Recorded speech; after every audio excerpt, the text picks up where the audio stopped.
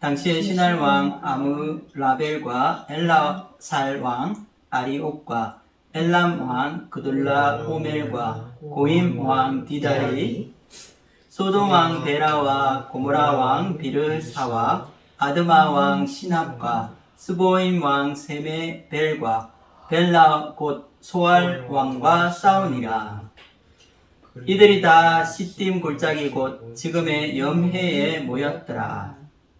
이들이 12년 동안 그돌라 오멜을 섬기다가 제13년에 배반한지라.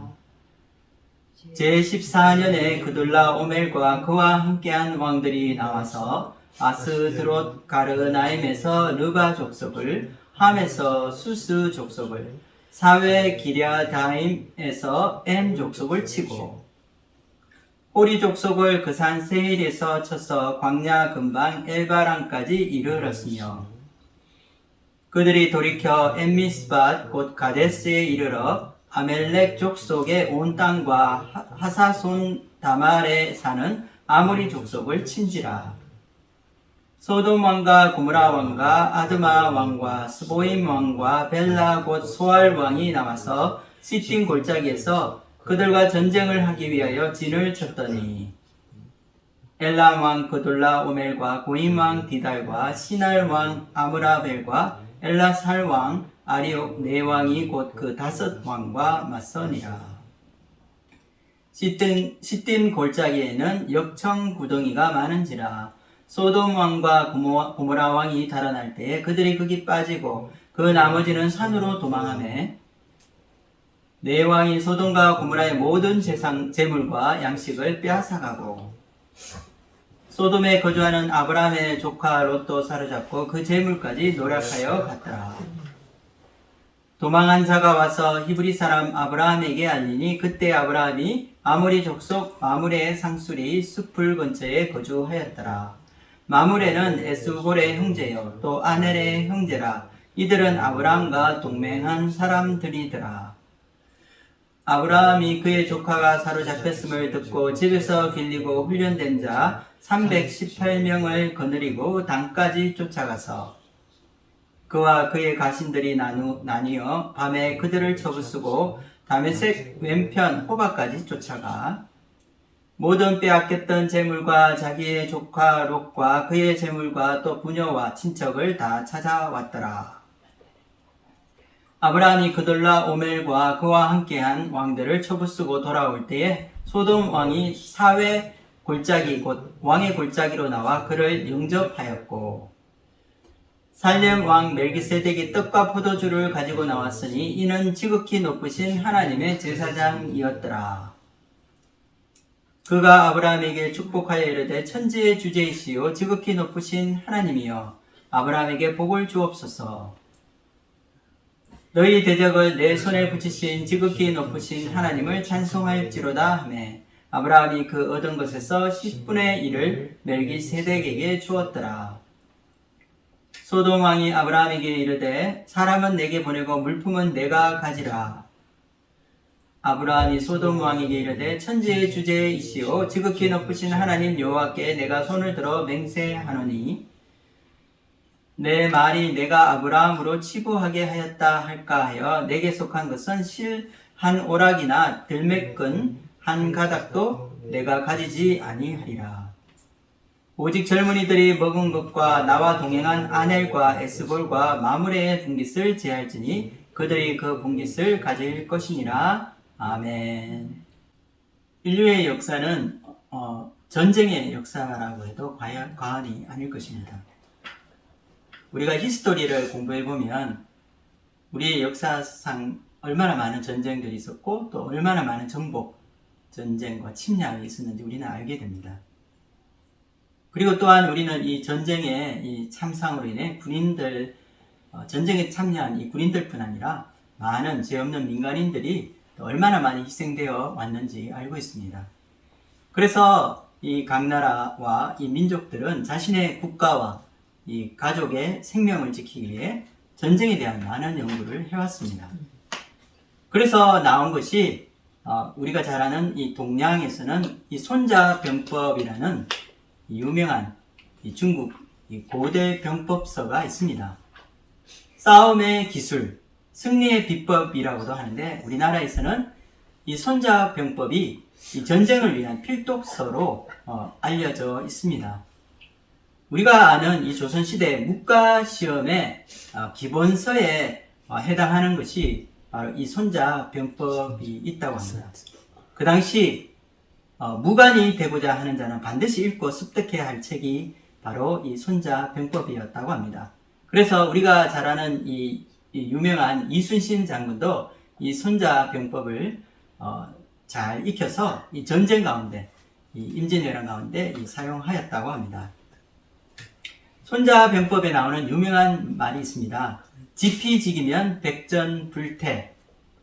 적을 알고 나를 알면 100번 싸워도 100번 이긴다라는 말이 아니라 100번 싸워도 미태할 것이 없다는 뜻입니다. 전쟁을 하기 전 이 적에 대해서 우리가 살피고 연구하여 이길 수 있다는 확신이 있을 때 그때 이 전쟁을 시작하라는 말입니다. 그래서 이 손자병법에서는 이 싸우는 것이 능사가 아니라 싸우지 않고 이기는 방법이 최고의 병법이라고 말해주고 있습니다. 즉 전쟁은 최후의 선택이라는 것입니다. 손자병법이 정말 지혜로운 것은 아무리 전쟁에서 우리가 승리한다 하더라도 결국 전쟁이 시작되게 되면 서로가 이 피해를 보고 말할 수 없는 그 희생을 치료해야 하기 때문입니다. 전쟁은 서로에게 걷잡을 수 없는 비참한 그런 결과들을 가져오기 때문에 전쟁을 시작하기 전에 우리는 먼저 신중하고 주의해야 한다는 말을 이 손자병법에서 말하고 있는 것입니다. 동양에서 이 손자병법이 있다면 서양에도 이 아주 전쟁에 대한 중요한 병법서가 있습니다. 그것은 이 전쟁론이라고 하는 이 책인데요. 여러분 칼폰 클라우제피츠라고 하는 사람을 알고 있습니까? 이 프로이센의 군사 이론가였던 칼폰 클라우제피츠라는 사람이 쓴 이 전쟁서로 이 전쟁론이 아주 유명합니다. 클라우제피츠가 쓴 전쟁론에는 우리가 잘 알고 있는 오늘날에도 사용하고 있는 이 게릴라 전에 대한 이 기초 이론이 나와 있다고 합니다. 게릴라라는 말은 스페인어로 이 소규모 전투라는 이 뜻에서 나왔는데 전략적으로 열세한 군대가 이 작은 이 소규모의 부대로 자신이 원하는 특정한 시간, 이 특정한 장소에 집중적으로 공략해서 전술적으로 우위를 차지하는 이 전쟁 방법이라고 합니다. 또한 이 제피츠의 전쟁론에 나오는 이 전쟁의 이 정의가 있는데 이 전쟁이 무엇이냐? 이 전쟁의 정의를 보면 굉장히 흥미로운 말이 나옵니다. 그가 내린 전쟁의 정의는 이와 같습니다. 전쟁은 적에게 자신의 뜻을 강요하기 위한 무력의 사용이다. 전쟁이란 바로 자신의 이 의지, 이 자신의 이 뜻, 이것을 관철시키기 위해서 적에게 이 굴복을 강요하는 폭력 행위라는 뜻입니다. 이 상대가 비록 저항하고 있는데도 불구하고 자신의 의지를 그리고 자신의 뜻을 끝까지 관철시키고자 하는 이 싸움이 바로 전쟁이 된다는 것입니다. 21세기를 살아가는 이 현대인들의 삶에도 전쟁은 있습니다. 물론 우리가 피 터지게 싸우는 물리적인 전투가 아닐지라도 우리는 말로 우리의 이 상대를 굴복시키고 또한 자신의 뜻을 관철시키기 위해 논쟁과 또 말 전쟁을 벌이게 됩니다. 우리가 알다시피 건전한 논쟁은 좋은 것입니다. 하지만 우리가 상대를 무시하고 자신의 이 뜻을 상대에게 강요하기 위해 밀어붙이는 이 말싸움은 상대에게 폭력 행위가 될 수 있다는 것입니다. 이와 같이 전쟁이든 말싸움이든 바로 자신의 뜻을 관철시키기 위한 이기적인 목적으로 이 상대에게 물리적인 폭력이나 혹은 말로써 아픔을 주고 상처를 주는 행위는 우리가 하지 말아야 할 것입니다. 오늘 창세기 말씀에서도 전쟁 이야기가 나옵니다. 북방에 4나라 연합군이 있었고 또 남방에 5나라 이 동맹이 있었는데 이들 간에 이 큰 전쟁이 일어났습니다. 그런데 이 전쟁도 사실은 알고 보면 바로 권력을 얻기 위해서 항복을 강요하는 무력 행위에서 시작됐다고 우리는 생각해 볼 수 있습니다. 사실 이 전쟁이 일어나게 된 원인을 살펴보면 이 12년간 이 남방의 이 5나라가 이 북방에 있는 강대국들에게 조공을 바치고 있었습니다. 하지만 과도한 조공으로 백성들의 삶이 피폐해지고 불만이 터져 나오면서 더 이상 지탱할 수 없는 그런 힘든 상황까지 가게 되었습니다. 특히 이 당시 아브라함의 가정이 이 이집트로 피난 갈 수밖에 없었던 큰 기근이 일어났었는데 이와 같은 가뭄이 경제적인 어려움을 더욱더 가중시켰을 것입니다. 기근으로 식량은 이제 바닥이 났는데 동일한 조공을 바쳐야 했기 때문에 백성들의 등골이 휘어가고 있고 또 굶어 죽어가는 수많은 사람들 가운데 절박한 그런 이 상황에까지 이르게 되었던 것입니다. 남방의 5나라는 작은 도시 국가였기 때문에 힘으로 당할 수 없다는 것을 알면서도 이 북방에 이 연합한 이 4나라를 배반하고 이 조공 바치는 것을 거부하게 되었던 것입니다. 그러나 방자는 자신의 뜻을 관철시키고 그리고 어떠한 상황이나 환경을 고려하지도 않고 이 약소국들을 굴복시키기 위해 물리적인 힘으로 폭력을 사용하였는데 이것이 바로 가나안에 있었던 이 큰 전쟁, 이 전쟁의 시작이었습니다. 지금까지는 우리가 이 75세의 고령의 이 나이로 하나님께 부르심을 받아 고향인 이 갈대아 우르를 떠나 모험의 길로 떠난 아브라함의 믿음의 여정을 이 창세기 말씀을 통해 살펴보고 있습니다. 창세기는 하나님이 지시하신 약속의 땅으로 나간 아브라함의 너무나 흥미진진하면서도 진솔한 이 모험 이야기를 우리에게 들려주고 있습니다. 자신의 목숨을 구하고자 누이를 아내라고 속이는 옹졸하고 비겁한 자와 같았던 아브라함의 모습도 우리는 보게 되었습니다. 하지만 오늘 14장 말씀에서 이제까지 보지 못했던 전혀 새로운 이 아브라함의 모습을 우리는 보게 될 것입니다. 우리가 오늘 보게 되는 아브라함은 마치 죽음을 두려워하지 않고 이 전쟁에 용맹한 이 전사와 같은 모습을 하고 있습니다. 어떻게 된 일일까요? 아브라함에게 어떤 변화가 있었던 것일까요? 아브라함은 자신이 기르고 이 훈련시켰던 이 318명의 식솔들을 거느리고 나가 이 연합군, 4개의 연합군들 간의 큰, 그 4개의 연합군과 또 이 5개의 이 동맹국 간의 큰 전쟁에 끼어들게 된 것입니다. 그가 이 전쟁에 개입하게 된 유일한 이유는 바로 그의 조카 롯을 구하기 위해서였습니다.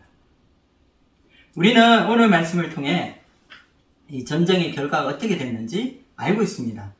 아브라함이 함께한 소수 규모의 이 병력으로 이 야밤에 이 게릴라 이 작전을 펼침으로 전쟁에서 이 승리하게 된 것입니다. 그런데 어떻게 이 300명 남짓의 한 족장의 대표라고 하기에도 무색한 이 소수의 부대를 데리고 나가 그 당시 정규군이었던 이 4개의 연합군을 이길 수 있었던 것일까요? 성경은 오늘 말씀에서 우리에게 어떤 이 교훈을 주기 위해서 이 전쟁 이야기를 우리에게 들려주고 있을 것입니다. 오늘 말씀을 통해서 아브라함이 이 전쟁에서 이 승리하게 된 숨겨진 이 비결을 배우고 아브라함에게 승리를 주신 하나님은 어떤 분이신지 함께 배워볼 수 있기를 기도합니다. 우리 함께 1절과 2절 말씀을 읽겠습니다. 당시에 신할 왕 아므라벨과 엘라살 왕 아리옥과 엘람 왕 그돌라 오멜과 고임 왕 디다리 소돔 왕 베라와 고무라 왕 비르사와 아드마 왕 시납과 스보임 왕 세메벨과 벨라봇 소알 왕과 싸우니라. 여기 보면 우리가 듣도 보다 못한 이 생소한 이름들과 이 지명들 그리고 이 왕의 이름이 나옵니다. 창세기 14장에서 우리는 이 국가 간의 이 큰 전쟁을 보게 되는데 이것을 가나안의 이 남북 전쟁이라고 우리가 부를 수 있을 것입니다. 바로 이 가나안 북부 그 지역은 어떻게 보면 팔레스틴 위쪽이죠. 이 메소포타미아 지역에 이 동맹한 이 4개국이 있었습니다. 바로 이 4개국은 시날과 엘라살, 그리고 엘람, 그리고 고임, 이렇게 이 4개국의 나라입니다. 시날은 바벨론 지역을 가리키고 있습니다. 즉 메소포타미아 지역의 4왕의 이름들은 당시 이 바벨론 통치자의 이름과 관련이 있다고 합니다. 그리고 가나안 남부 이 사헬 지역에 5개의 동맹국이 있었는데 이들은 소돔과 고모라, 아드마, 스보임, 그리고 소알이라고 하는 도시 국가들입니다.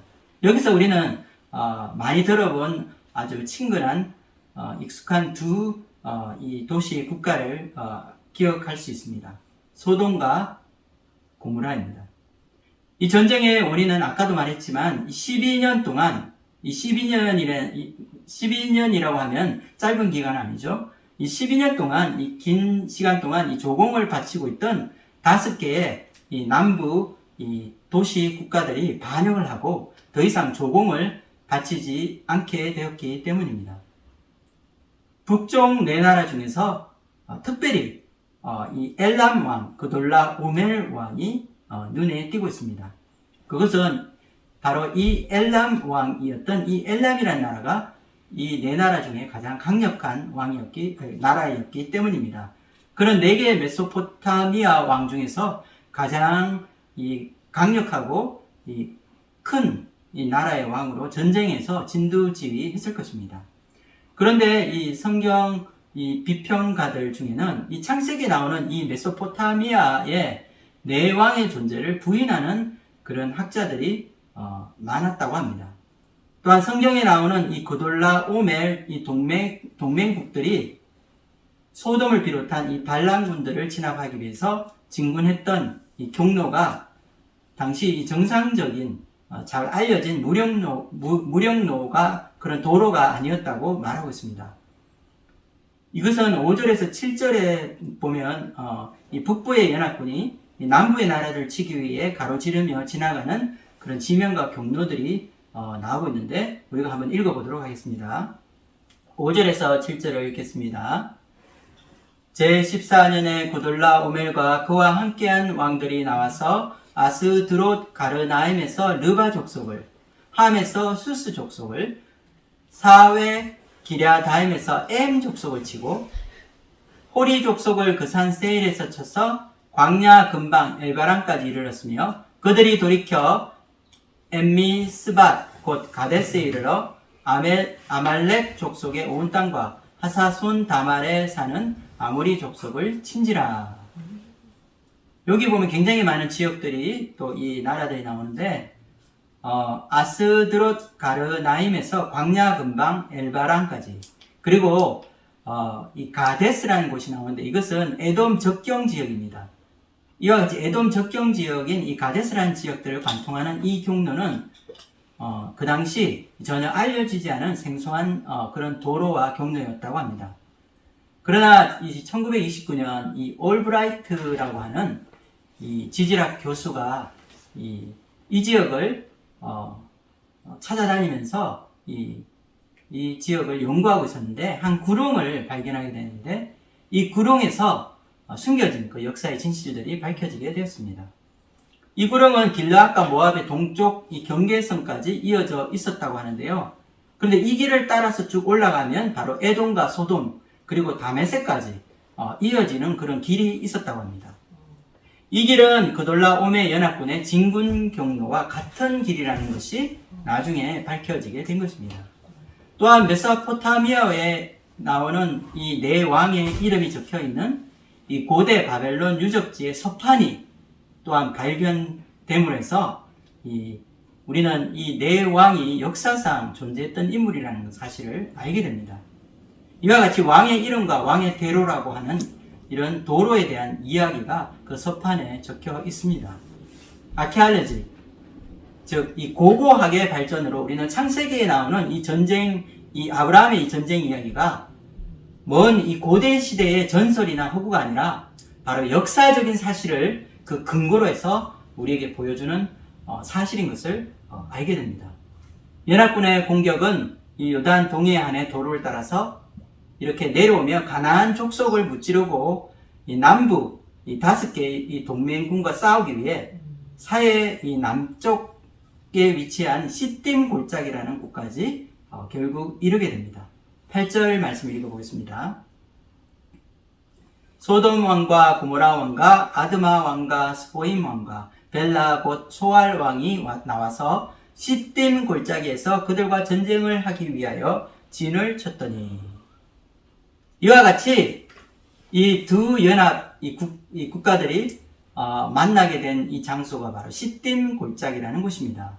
시딤 골짜기라는 이것의 이 원어의 뜻은 울창한 숲으로 된 골짜기 혹은 소금 계곡이라는 뜻이 있습니다.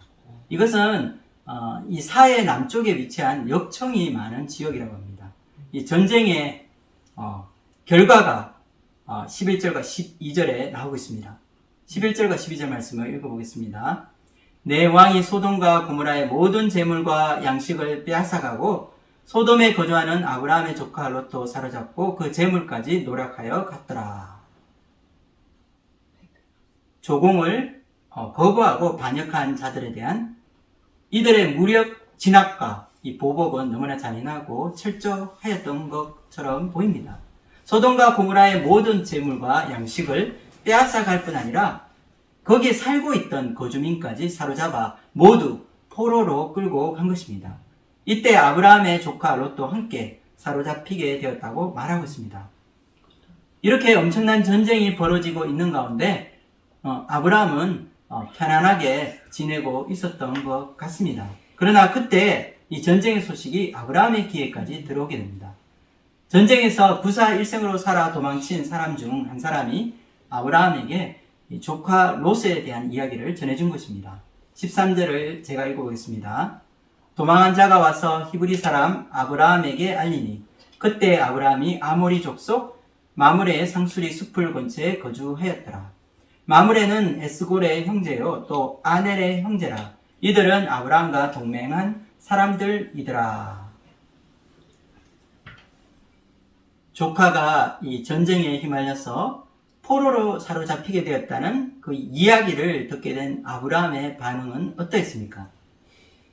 아브라함은 자기 집에서 기르고 훈련된 318명의 종들을 이끌고 전쟁터 한가운데로 나아갔습니다. 그리고 여기 보면 이 마므레, 즉 에스골의 형제요 아넬의 형제, 그리고 아브라함과 동맹한 사람들이라는 말이 나오는데 아마 이 아브라함이 살고 있는 이 지역에 함께 거주하고 있던 이 거주민들과 이 전쟁터에 함께 데리고 나간 것으로 보입니다. 14절 말씀 읽어보겠습니다. 아브라함이 그의 조카가 사로잡혔음을 듣고 집에서 길리고 훈련된 자 318명을 거느리고 강까지 쫓아가서, 여기서 나오는 집에서 길리고 훈련된 자라고 했을 때 길리다라는 말은 태어나다는 뜻입니다. 즉 전쟁이라는 이 루트를 통해서 얻은 노예가 아니라 아브라함이 원래 데리고 있던 이 종들로부터 태어난 자들을 말합니다. 훈련된 자라는 것은 군사적인 군사적인 어떤 훈련이라는 의미를 가지고 있지는 않습니다. 단지 집안일이나 이 목축업을 위해서 경계하는 일 혹은 파수꾼의 훈련을 받는 등의 일들을 의미한다고 우리는 볼 수 있습니다. 즉 아브라함이 데려간 이 318명의 이 사람들은 이 정규 훈련을 받은 이 군인들이 아니었던 것입니다. 많은 포로들을 끌고 이 메소포타미아 본국으로 돌아가는 연합 군대를 추격하게 되었습니다.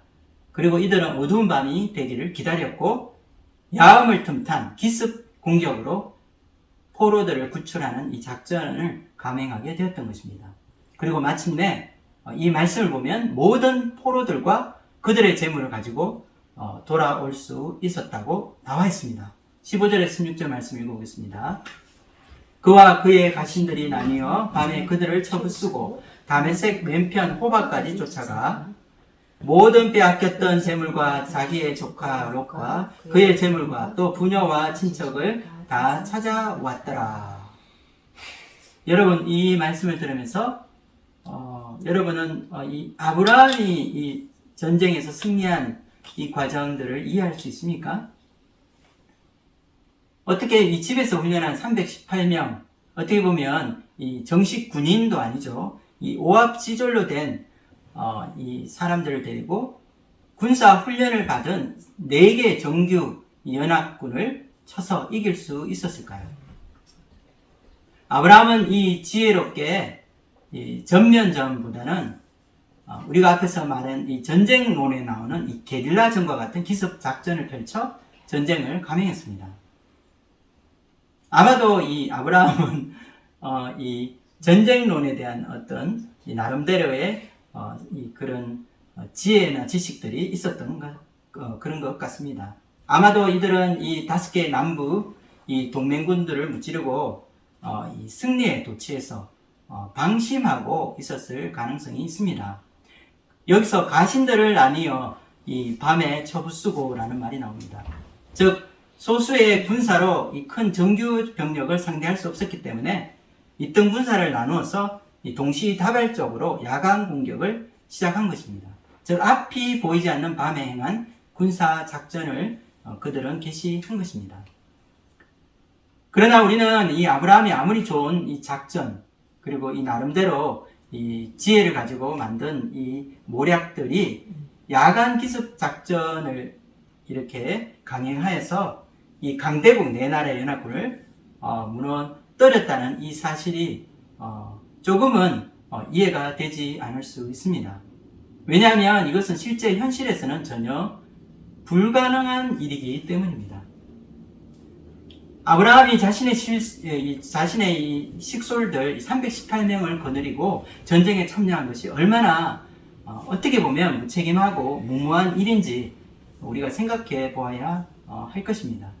올해 5월에 이 우크라이나 이 전쟁에 대해서 이 BBC 방송, 이 영국 방송이 보도한 것이 있는데 여기서 한 사람을 인터뷰하게 되는 그런 인터뷰한 내용들이 나옵니다. 그는 실제 이 러시아 우크라이나 전쟁에 참전하여서 최전선에서 특수작전팀을 지휘하며 죽음과 삶, 즉 이 생사를 넘나드는 이 경험을 하였다고 인터뷰 기자에게 말하였습니다. 이 사람이 바로 올해 2월 이 대한민국 정부 허락 없이 우크라이나 이 전쟁에 참전하겠다고 밝히므로 유튜브를 통해 세간을 떠들썩하게 했던 그 장본이었던 사람입니다.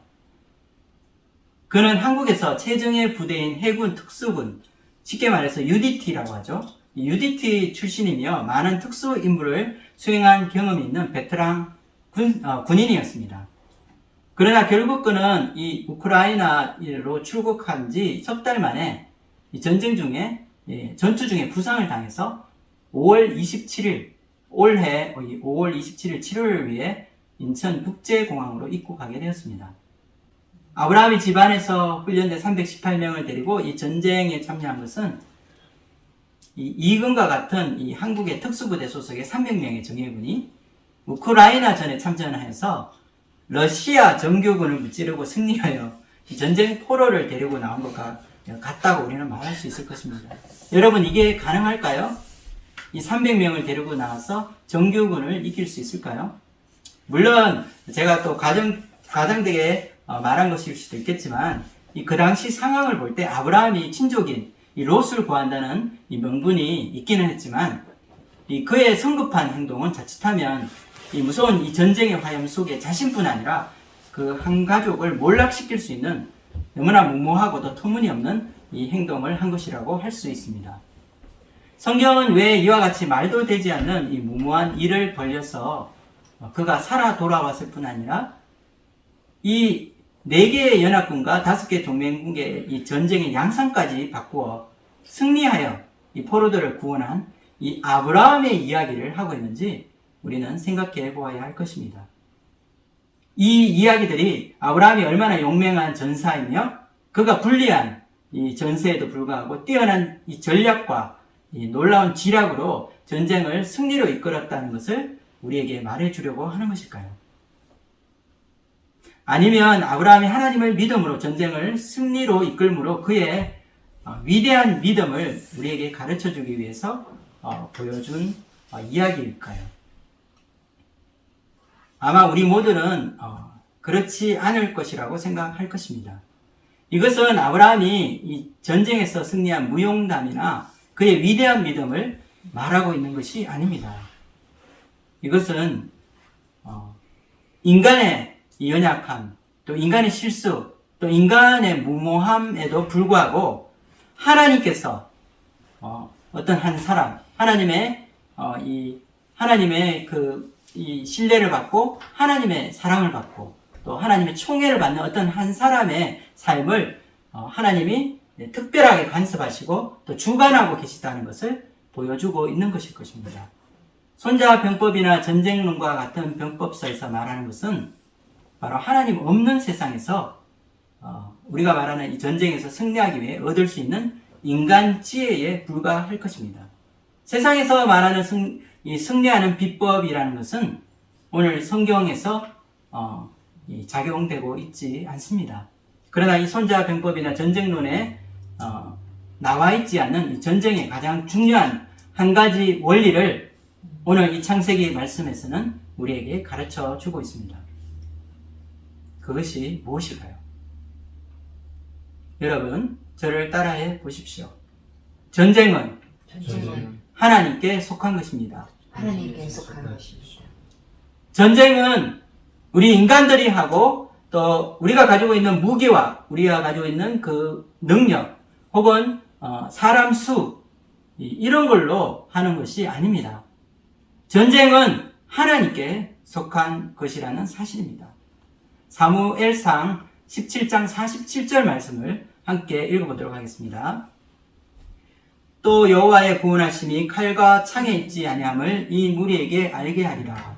전쟁은 여호와께 속한 것인즉 그가 너희를 우리 손에 넘기시리라. 이와 같이 사무엘서에서는 이 전쟁이 바로 칼과 창에 있지 않다는 것을 우리에게 가르쳐 주고 있습니다. 전쟁은 하나님, 여호와 하나님께 속해 있다고 말하고 있는 것입니다. 전쟁은 지휘관의 뛰어난 전술이나 모략, 혹은 이 병력의 수나 이 막강한 이 전술, 전략, 혹은 무기에 있는 것이 아닙니다. 전쟁은 하나님의 손에 달려 있다는 것을 이 사무엘서 기자는 우리에게 말하고 있습니다. 무기가 아무리 많고 또 많은 첨단 그런 기술들이 있다고 해서 전쟁에 반드시 이긴다는 것은 아니라는 것입니다. 성경은 이 세상의 지혜로 알 수 없는 바로 하나님의 보이지 않는 그런 개입이 있다는 것을 우리에게 말해주고 있습니다.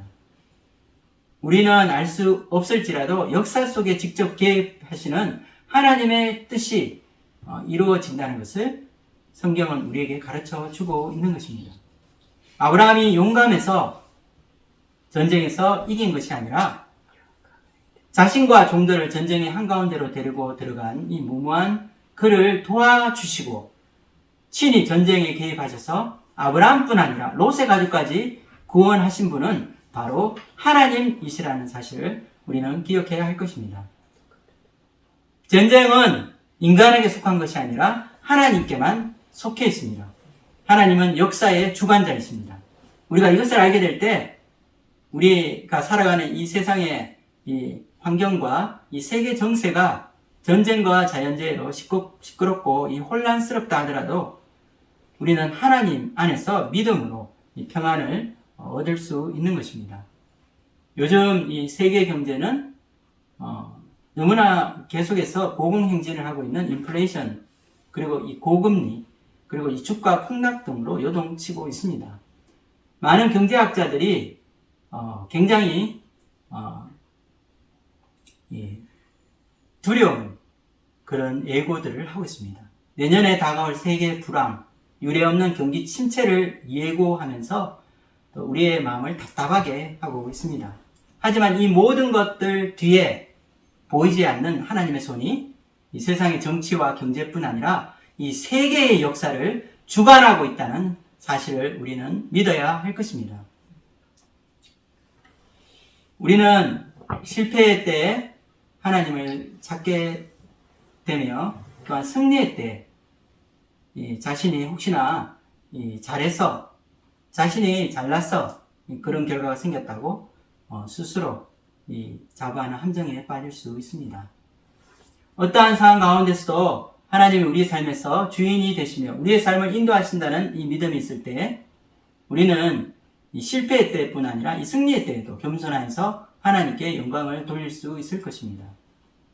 한 주간 우리 이 현실에서 이 힘든 경제 상황 가운데 이 시끄러운 세상 속에서도 염려와 근심 속에 우리가 빠지지 아니하고 우리를 지켜주시고 인도하실 하나님을 믿고 믿음으로 나아가는 저희들이 될 수 있기를 기도합니다.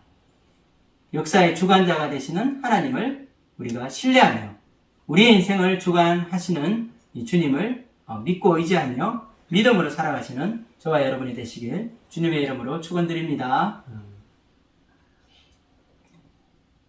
오늘 우리는 아브라함이 전쟁에 승리하고 돌아오는 장면에서 우리가 예상하지 못했던 의외의 한 인물을 만나게 됩니다. 그 인물은 멜기세덱이라고 하는 인물입니다. 오늘 나오는 이 멜기세덱은 도대체 누구이며 왜 창세기에서 한 번도 언급이 없었던 이 멜기세덱이 갑자기 등장하고 있는 것일까요? 아브라함이 전쟁에서 이기고 돌아오는 가운데 그들을 영접하러 나오는 두 왕이 나오고 있습니다. 승리하고 돌아오는 아브라함을 맞이한 것은 바로 가나안의 소돔 왕뿐 아니라 또 한 사람이 있었는데 그는 살렘 왕이라고 불리는 멜기세덱이었습니다. 17절에서 18절 말씀 읽어보겠습니다. 아브라함이 그돌라오멜과 그와 함께한 왕들을 쳐부수고 돌아올 때에 소돔 왕이 사회 골짜기 곧 왕의 골짜기로 나와 그를 영접하였고 살렘 왕 멜기세덱이 떡과 포도주를 가지고 나왔으니 그는 지극히 높으신 하나님의 제사장이었더라. 살렘 왕이라고 할 때 이 살렘이라는 뜻은 평강이라는 뜻이 있습니다. 또한 살렘은 예루살렘의 준말로 이 옛 지명으로 우리에게 알려져 있습니다. 그는 예루살렘의 왕으로 평화의 왕이었습니다. 또한 그의 이름 이 멜기세덱이라는 이 뜻은 의의 왕이라는 뜻을 가지고 있습니다. 즉 평화의 왕이자 정의의 왕이라고 불리는 이 멜기세덱이 이 떡과 포도주를 가지고 전쟁에서 돌아오는 아브라함을 맞이하고 있습니다. 멜기세덱이라는 인물은 창세기 어디에도 나오지 않는 인물이며 갑자기 역사 속으로 쑥 하고 들어온 뜻밖의 인물입니다. 살렘 왕 멜기세덱, 이 평화의 왕이자 이 정의의 이 왕인 그를 통해서 아브라함이 이 전쟁에서 승리하고 돌아온 그에게 이 누구에 의해서 이 승리를 얻게 되었는지 그의 승리가 누가 준 것인지 가르쳐 주고 있습니다. 19절에서 20절 말씀 읽어보겠습니다. 그가 아브라함에게 축복하여 이르되 천지의 주제이시오 지극히 높으신 하나님이여 아브라함에게 복을 주옵소서. 너희 대적을 내 손에 붙이신 지극히 높으신 하나님을 찬송할지로다 하매 아브라함이 그 얻은 것에서 10분의 1을 멜기세덱에게 주었더라. 멜기세덱은 이 전쟁에 승리하여서 기쁨으로 돌아오고 있는 이 아브라함에게 모든 대적을 그의 손에 붙이신 분은 바로 지극히 높으신 하나님이시라고 선포하고 있습니다. 즉 무모하게 전쟁에 뛰어든 이 아브라함이 이 전쟁의 전략을 잘 세워서 이긴 전쟁이 아니라고 말하고 있는 것입니다.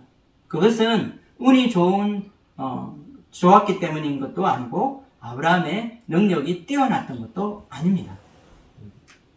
오로지 하나님이 하신 일이라는 것입니다.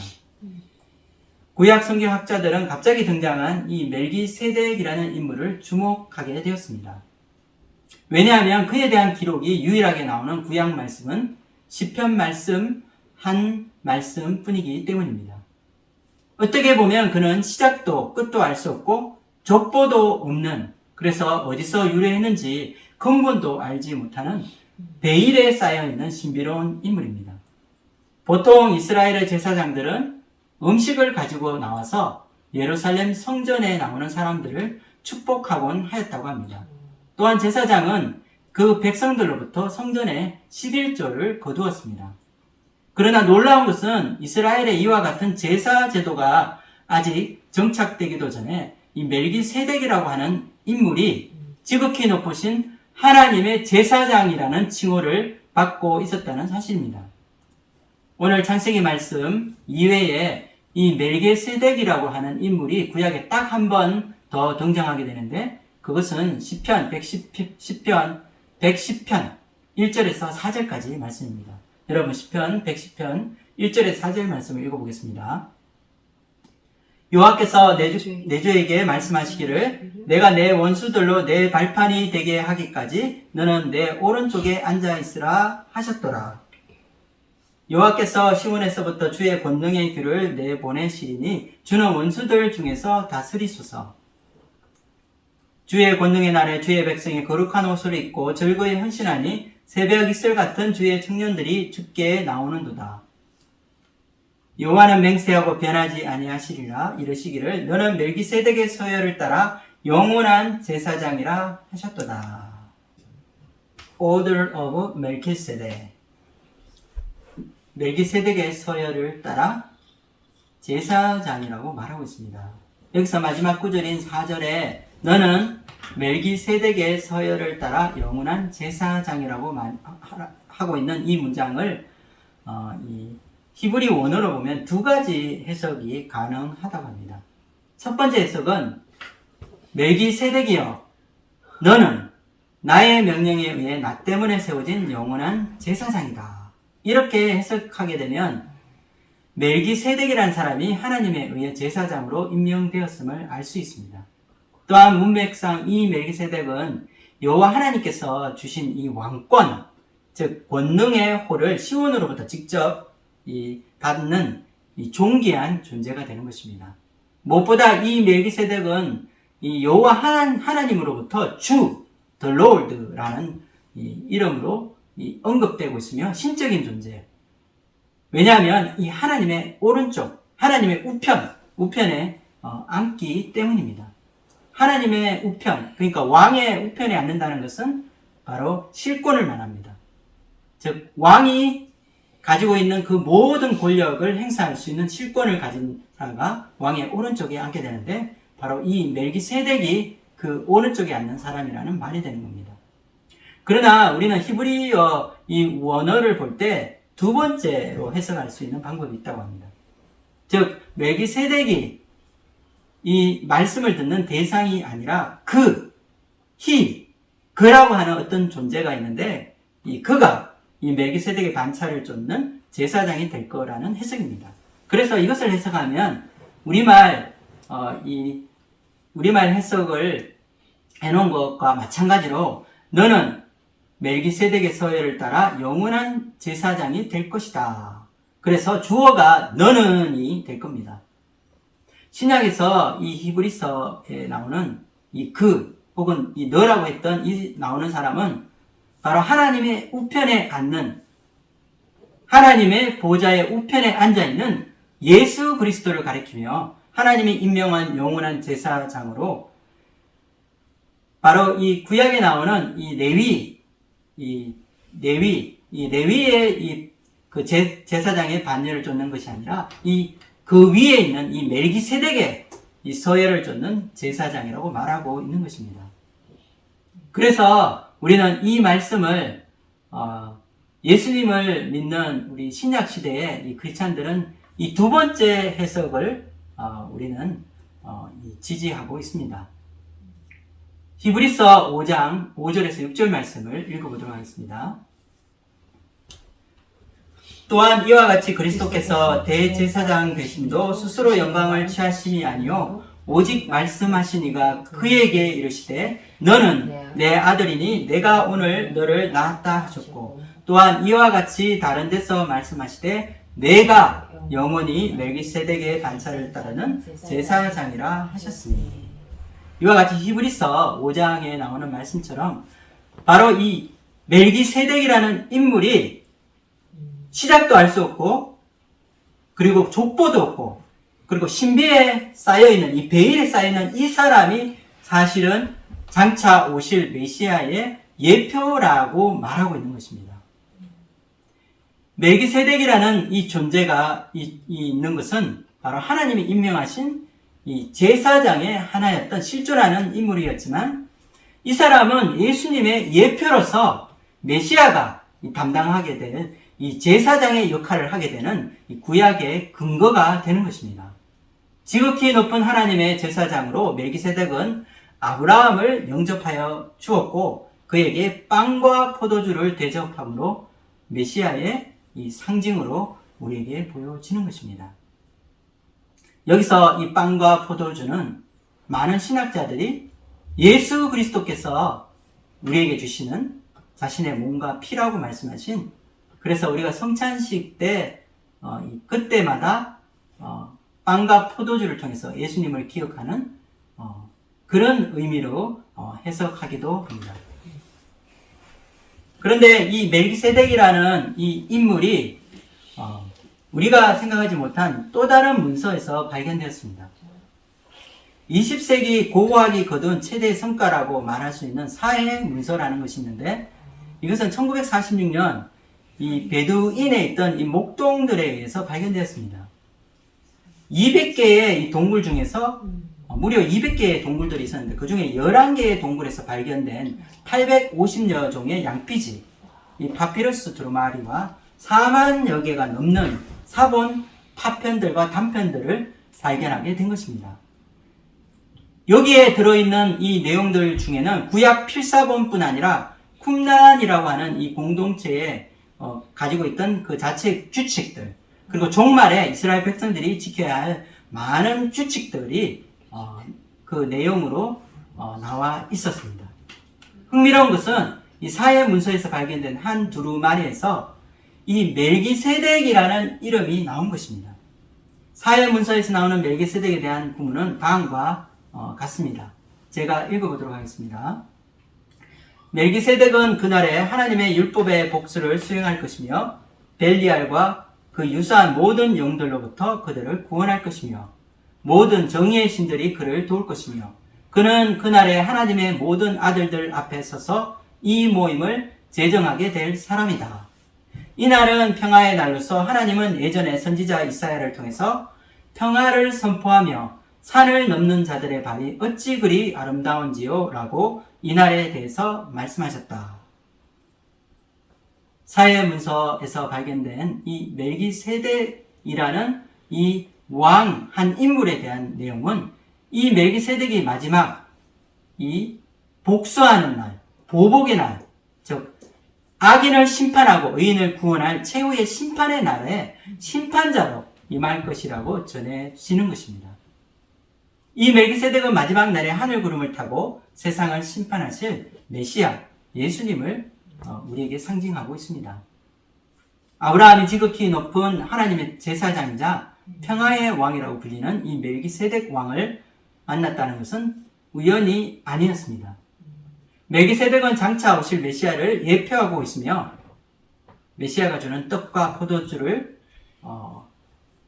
건네줌으로 이 아브라함은 새롭게 힘을 얻게 되었습니다. 아브라함이 만난 이 멜기세덱이 바로 그분, 메시아인지, 아니면 이 메시아 예수님을 상징하는 평강의 왕이요 제사장인 인물인지 우리는 알 수 없습니다.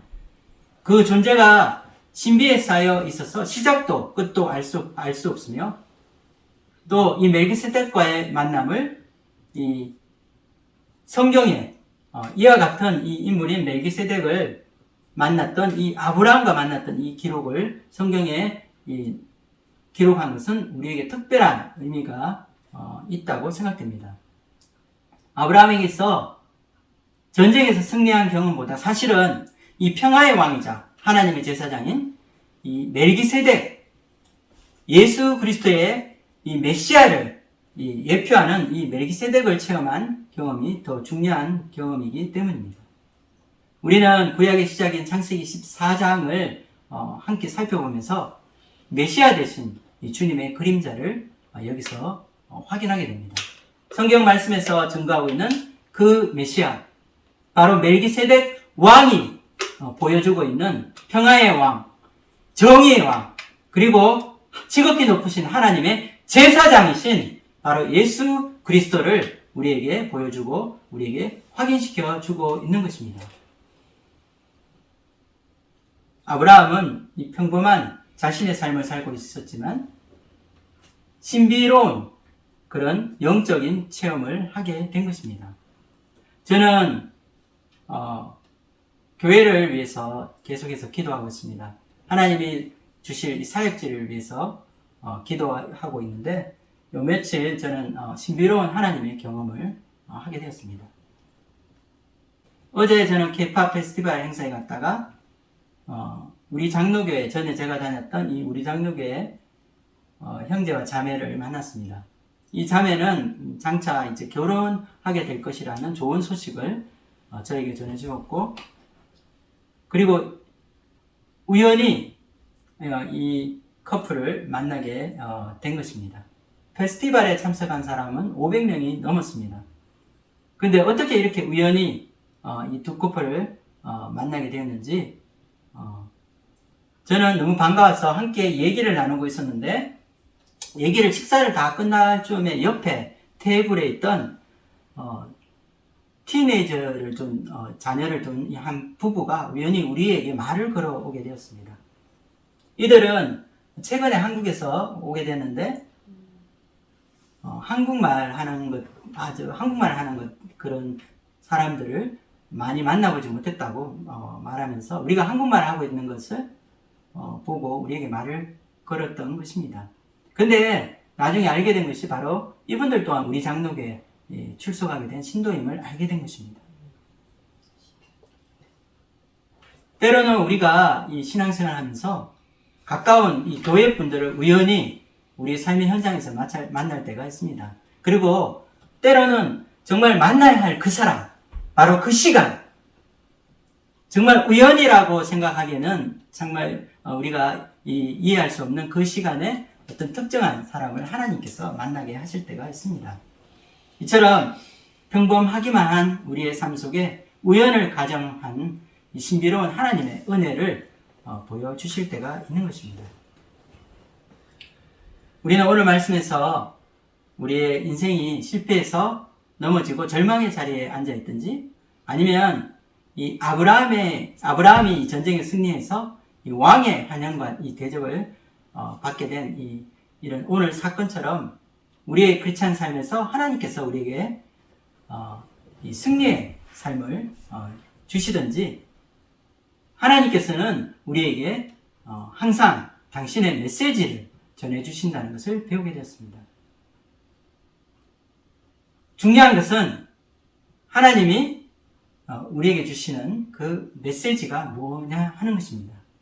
우리가 성공하고 승리에 취했을 때 바로 그 승리한 그 승리가 내가 잘했기 때문에, 또 내가 똑똑하고 내가 능력이 있기 때문에 이룬 것이 아니라 지극히 높으신 하나님께서 우리를 위해 주신 선물이며 또 이 은혜라는 것을 알게 되는 것입니다. 우리에게 주신 이 하나님의 메시지를 통해서 우리는 부족한 우리의 삶에 동행하시는, 그리고 우리에게 승리를 주시는 하나님께 감사와 찬양을 돌려드릴 수 있을 것입니다.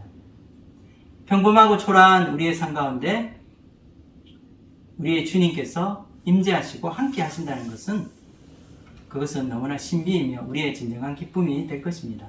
믿음의 조상 아브라함이 우연히 만나게 된 이 평화의 왕, 그리고 지극히 높으신 하나님의 제사장이었던 이 멜기세덱의 모습은 역사 속에 개입하시며 우리 삶에 함께 하시는 이 메시아를 만나는 이 신비와 기쁨을 우리에게 주시는 이 하나님을 우리는 배우게 됩니다. 한 주간 우리의 삶이 이 승리를 경험하는 그 승리 그 자체보다는 우리와 함께 하셔서 우리에게 승리를 이 선물로 주시는 이 그분이 바로 하나님이심을 고백하고 우리가 깨닫게 되기를 기도합니다. 또한 우리의 승리보다 더 중요한 것은 매일의 삶 가운데서 우리의 메시아 되시는 이 주님을 만나는 영적인 이 체험이라는 이 사실을 깨닫고 평범한 일상 속에 그리스도를 만나는 이 신비로운 은혜를 누리는 저와 여러분이 되시길 주님의 이름으로 축원드립니다. 아멘. 기도하고 마치겠습니다.